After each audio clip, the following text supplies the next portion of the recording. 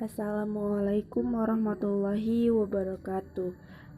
Perkenalkan, kami dari kelompok 4. Nama kelompok pertama Amanda Syakilandri Halil, NPM A1D020053. 2. Enica Intandri Listi, NPM A1D02003.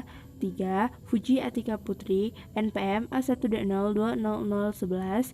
4. Lesti Sani Hayati, NPM A1D02009. 5. Mutiara Larasati, NPM A1D02005. 6. Wulan Muhlimardianti, NPM A1D02006. Dengan dosen pengampu Ibu DRA Yayah Kanfiah di sini.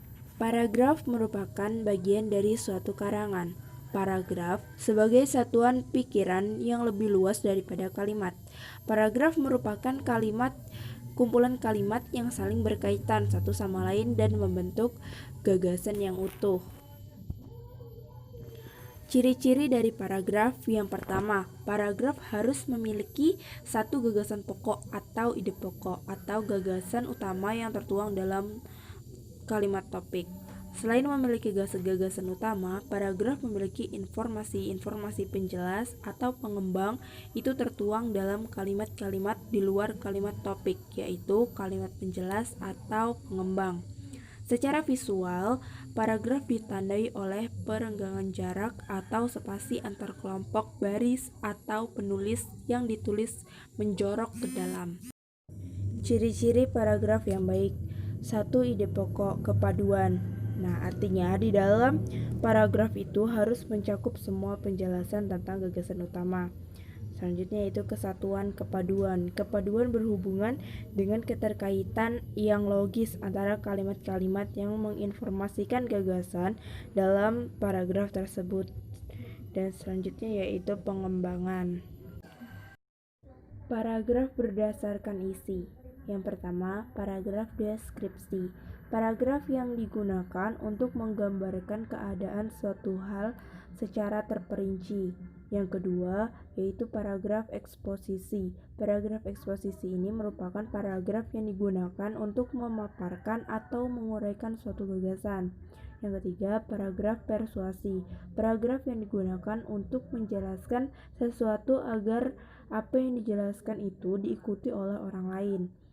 Paragraf argumentasi. Paragraf yang digunakan untuk menyampaikan alasan dalam rangka memperkuat atau menolak suatu pendapat atau gagasan.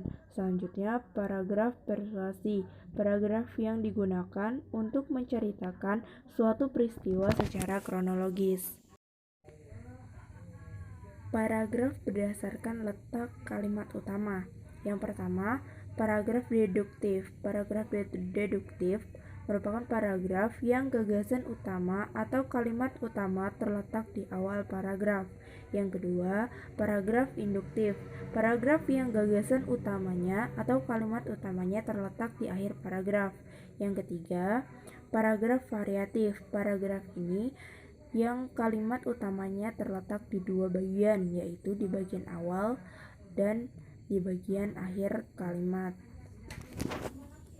Selanjutnya yang keempat, paragraf naratif atau deskriptif. Paragraf berdasarkan fungsi. Yang pertama itu ada fungsi perbandingan. Kedua, fungsi pertentangan. Ketiga, fungsi analogi. Keempat, contoh-contoh. Kelima, sebab akibat. Keenam, definisi luas. Ketujuh, klarifikasi. Terima kasih telah menonton video kami. Semoga bermanfaat. Kami akhiri. Wassalamualaikum warahmatullahi wabarakatuh.